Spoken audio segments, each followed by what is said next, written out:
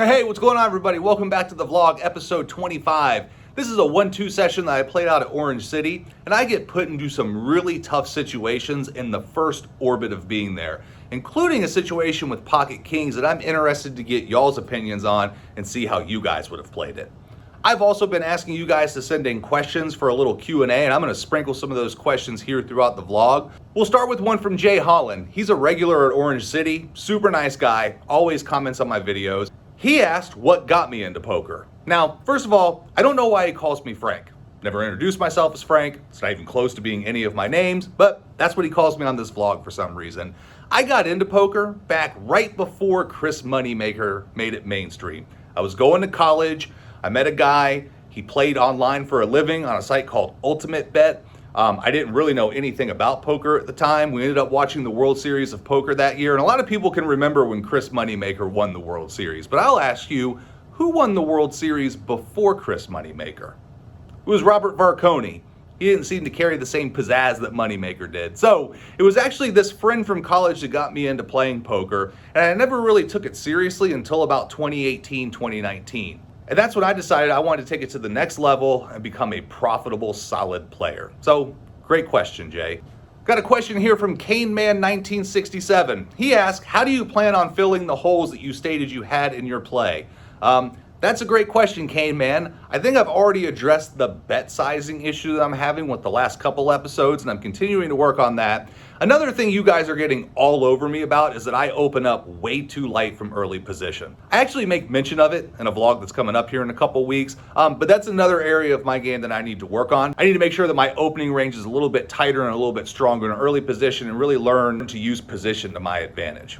Other than that, I'm a flawless player with no other holes. Now, let's see some hands. Let's get to it. Let's jump right into the action. The fourth hand I'm dealt, we're playing seven-handed. I'm in the hijack with pocket queens. Under the gun folds before +1 raises to $8. The action's on me, and I decide to put the 3-bet in, and I raise to $30. The cutoff thinks, and then 4-bet jams all in for $213 total. It folds back to +1, and he's thinking. He shows the dealer his cards, and he asks, Trying to get me in trouble? He's very reluctant to make a call. After about 40 seconds or so, he makes the call. So now I have to ask, what's going on here? +1 opened to $8, which is kind of on the weaker side at Orange City. Then I 3-bet to 30, and then the cutoff 4-bet jams. That signifies weakness to me, like his hand needs protection. So I'm thinking I might be up against something like ace-king or ace-queen or maybe even jacks. If that's the case, I'm crushing jacks, I'm well ahead of ace-queen, and it's a virtual flip with ace-king. So what is +1 making the call with? He just seems so non-committal before making the call, and he really started to give off a sense of weakness. So I start to wonder, could he also have a hand like ace-king or ace-queen or jacks? I've been playing poker a long time, but I'm not good enough to fold queens in this situation. So I put in the call. We all decide to flip our hands over. The cutoff has ace-king of diamonds. So, kind of expected that. +1 ends up flipping over pocket kings, so I am getting crushed heading off to the flop.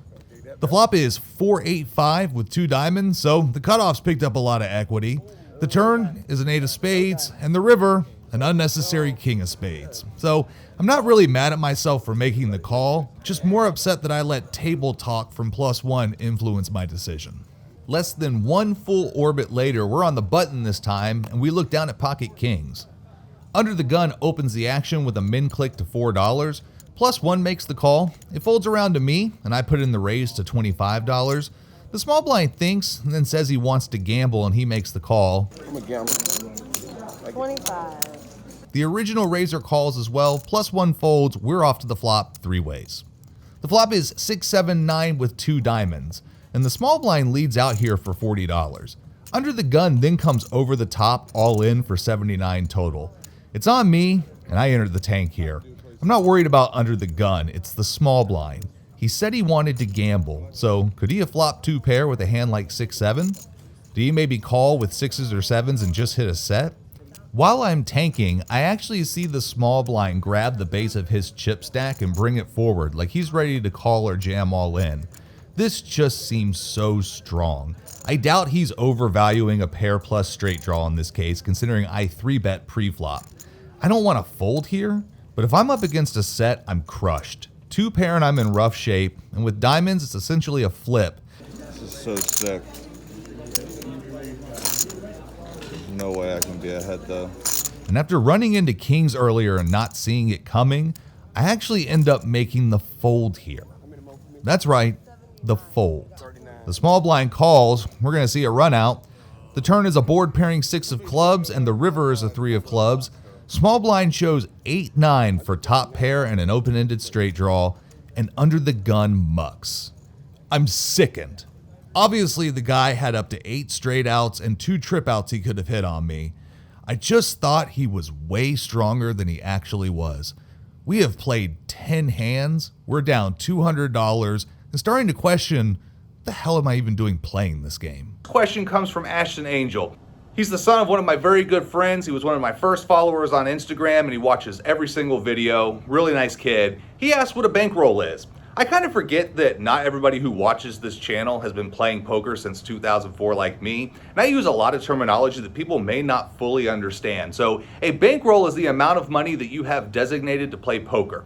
And the general consensus that I get from all the vloggers is that a bankroll should be 20 times the max buy-in of the game you play. So I frequent 1-2 at Orange City, and the max buy-in there is $200. So I should start my bankroll at around $4,000. Now, truth be told, when I started this vlog, I didn't have $4,000. I had about $800.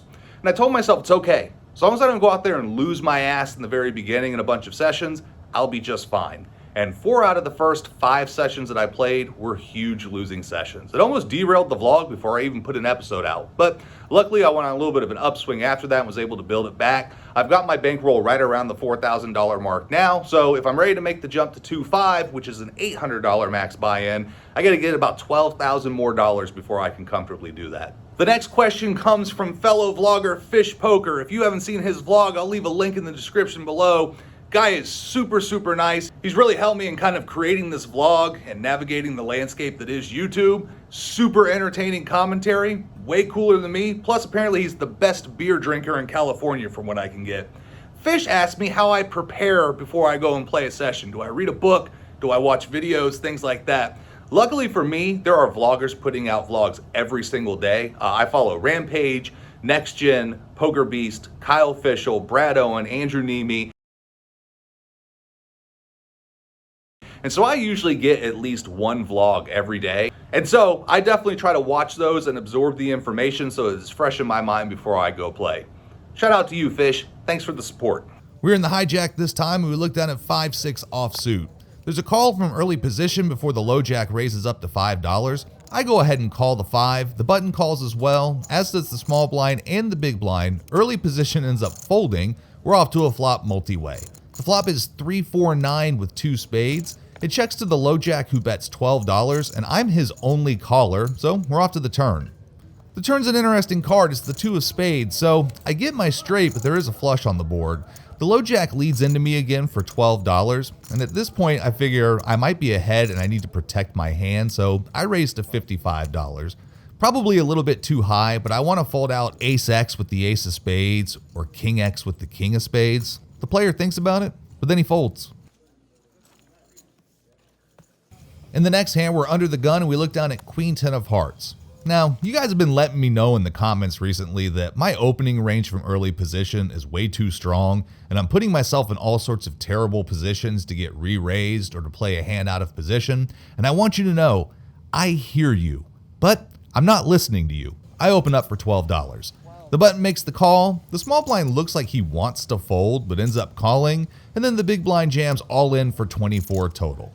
So, I've already started digging the hole, might as well keep digging. I called the $12, as do the button and the small blind. We're off to a flop 4 ways with 1 all in. The flop is 8-Jack-4 rainbow, so I flopped an open-ended straight draw here. The small blind bets out $12 on a dry side pot, and it seems like a fair price to draw to my straight. If there were a flush draw, I would probably consider raising to protect my hand, but with a rainbow board, I call looking to rope the button in. Unfortunately, he folds. We're off to the turn. The turn is a 9 of clubs, and so we get there. The small blind leads out this time for $20. Now, with the flush draw out there and how dirty some of the runouts have been, I decided to go ahead and raise and protect my hand, so I raised to $75. The small blind is not happy with this. He looks at his stack and he realizes that if he calls, we're going to be playing for all of it by the end of the hand. So he ends up folding and I take down the side pot. I show my hand as the dealer puts out a brick on the river. The big blind mucks and we win. A few minutes later, Craig from my episode 20 collapse shows up on the day that episode 20 was released. I asked if he remembers the session at all and he says no, and I let him know he's internet famous now. His real name is Rich, and he's actually a super nice guy. About 10 minutes later, young Matt Hardy from episode 24 shows up from a broken table. His real name is actually Clayton, and I must remind you, he is a very smart, competent player who I always tread very cautiously against.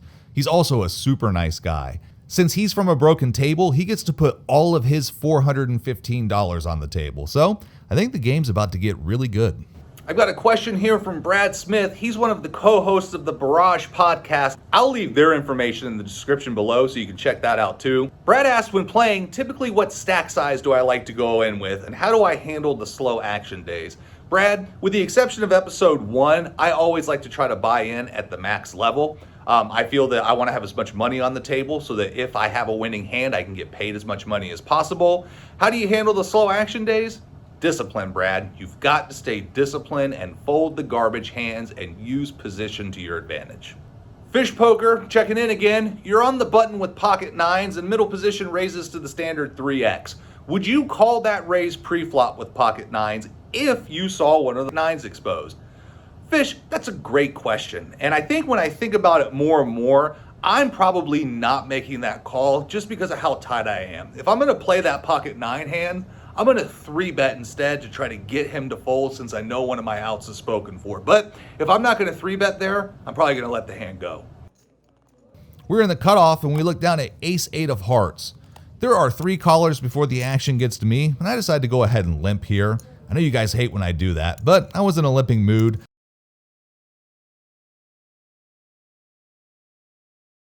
The button calls, the small blind folds, and the big blind checks. We're off to a flop. The flop is ace deuce deuce with 2 diamonds, and it checks all the way around to the hijack who bets $20. She's an older Asian woman who's here all the time. I kind of see her as a tight player, so I'm figuring she probably has an ace, but having top pair, I make the call. Everybody else folds. We're off to the turn heads up. The turn is a king of spades, a pretty interesting card, and she leads on this card for $25. If I was looking for a card that would produce a chop, this is probably it. And there was no raise pre-flop, so I'm not going to put her on ace-king, so I go ahead and make the call. I should probably raise here to try to get her to fold so I can win the whole pot, but I make the call. We're off to the river. The river is the queen of diamonds bringing in the flush. Just an absolutely terrible card. Once again, my opponent leads into me for $20, and she's left herself about $35 to $40 behind, so there's no way a raise is going to get her to fold here. I have no idea where I'm at in this hand, and I've dug the hole this far, so I end up making the call, and she's actually very reluctant to show. And so I think I might be good here, and I show my ace, and she shows she has one too. Ace 5, we chop. We're in +1, and we look down at king jack of diamonds. It folds to me, and I open the action for $12. The button makes the call, and the small blind calls as well. We're off to a flop 3 ways. The flop is deuce 6-9, and when the action gets to me, I continue on here for $30. The button very quickly calls me. I don't like that. The small blind folds. We're off to a turn heads up. The turn is a deuce of diamonds, so it pairs the board. I slow down here and check, and my opponent actually checks behind, so we're off to the river. The river is a king of spades, so the heart flush draw missed here. I decide since I've caught up on the river, I'm going to go ahead and put a bet out, and so I lead for $55. He seems pretty puzzled by the bet and the way I played this hand. He thinks about it, but then he folds. My buddy Ryan asks, how do you deal with the variance and do you take it all into account when budgeting? He's referencing episode 13. If you haven't seen episode 13, it's a f***ing disaster. The truth is, Ryan, I don't really know how you handle the variance. One thing I've learned is that you can't get mad when you get your money in ahead. It shows that you're making the right plays and luck just wasn't on your side. When I have sessions like that where I've played bad, this vlog kind of helps me with that. Remember, I play these hands, and then I make graphics for these hands, and then I write a script for these hands. Then I do a voiceover, Then I add it all to the video, and then I go back and rewatch the episode before I put it out. So I'm watching these hands 5, 6, 7 times before they're put out. So my mistakes are obviously brought to the forefront, and I see them over and over again, and I just have to learn from those mistakes and realize variance is part of the game. It's another reason why you should have an adequate bankroll so that you can survive variance. We're in +1 and we look down at ace queen of clubs. I'm going to open the action for $11. The small blind who calls every hand calls, and Clayton in the big blind calls. We're off to the flop 3 ways. The flop is 10-10-3. The small blind and big blind actually both check to me, and so I continue on for $20 here. The small blind makes the call, and then Clayton check raises to $65. Now, I did notice he was checking out my channel while we were at the table, and I'm wondering if he's raising to collect the $70 that's in the pot, kind of bullying me out of the hand. However, I've never seen Clayton get out of line, and the small blind only has about $61 left. So if I call, I'm going to have to call an extra $20 of his. So I end up making the fold here. The small blind does shove, and Clayton calls. We're going to see a run out. The turn is a queen of spades. That could have been an expensive card. And the river is a blank. Clayton in the big blind rolls over queen 10 for the turned boat. So, as I suspected, he wasn't getting out of line. He was just super strong. For the final hand of the night, we're in the cutoff when we look down at jack 9 offsuit. Under the gun limps before +1 bumps it up to $7. It folds around to me, and this is clearly a 3-bet or fold situation, but I actually just elect to flat here. The button calls as well, and under the gun also calls, so we're off to a flop multi-way. The flop is 10-king-4 rainbow, so I flopped a gut shot here. Under the gun leads for $15. +1, who's the original raiser, folds, and I decide to go ahead and raise here for 2 reasons. 1, I want to get the button out of the hand and play the rest of this hand in position. And 2, I'm looking to make a play on the turn regardless of if I hit my straight or not. So, I raise to $55. Under the gun does make the call, so we're off to the turn. The turn is brick central, it's a 2 of clubs. My opponent checks to me this time, just as I thought he might. So, I stick to the plan and I fire for $100 here, looking to steal this pot. He doesn't think too long, and then he folds. Clayton left shortly after that, and the table was starting to tighten up and play really passively post-flop. There was a tournament that was going to start in about 10 minutes, and so if I don't get up and cash out now, the line's going to get super long, and I'll be stuck here for like another 45 minutes. So I'm tired, and I'm not really playing profitably. I decide to rack up and call it a day. EKW555 asked this question about the poker chips. He said he's seen Oreo wafers that look less chewed on. He says that every once in a while you'll see a nice new chip scattered within the stack, but that most of them are worn out. EWK, I'm not going to argue with you there. I think they've been using most of the chips since they opened 6 or 7 years ago. But there's one thing I will say, is I love the quality of the chip at Orange City. It's definitely a clay plastic kind of mold, and it's molded around a wire frame, and they're super heavy. I say super durable, though you can probably find some chunks and some divots in some of them, but they're much better than the chips, say, at the Hard Rock over in Tampa. I don't like their chips. They're super light, they're super plasticky, they're very cheap feeling. I like the feel of the chips at Orange City. So, great question. Christina Herschel asks, how often do you fold pre-flop? Christina, it's a great question. I would say that I'm probably playing 20 to 25% of hands pre-flop, and I'm almost always raising with those hands. To me, it's very important to remain aggressive. Where you get into trouble is A, by playing too many hands, and B, by calling with too many hands. By betting or 3-betting, I get to apply pressure to the opponent and try to take control of the hand. I wish I had more accurate statistics, but putting a number on it, I'd say I probably play 20 to 25% of hands. So that wraps up episode 25. Played for about 3 hours and lost about $90. So not a great day, not a terrible day. Guys, if you've made it this far, thank you so much for watching. I've got some really fun things planned for this vlog coming up. In episode 26, which will be out next week, we go to a very casual recreational home game and absolutely wreak havoc on it. A couple episodes later, I take a shot at 2-5. Interesting to see how that goes. I would love to try to make it out to Texas in the spring and go play some Texas poker. I really want to try to go on the Lodge live stream. They do a 1-3 deep stack on Wednesday nights. And so I'm working on putting all that together so I can go out there and play. And then next summer, I'd like to either go to Vegas or go out to the Hustler Casino in California and catch up with some other vloggers and do some playing then. So Big things on the horizon. If you haven't subscribed, please drop a subscribe. Likes always help the channel, and I love comments. We'll see you next time. If you enjoyed this video, please make sure to drop a like and subscribe to the channel for more poker content. And you can follow me on Instagram at 7cardflushpoker.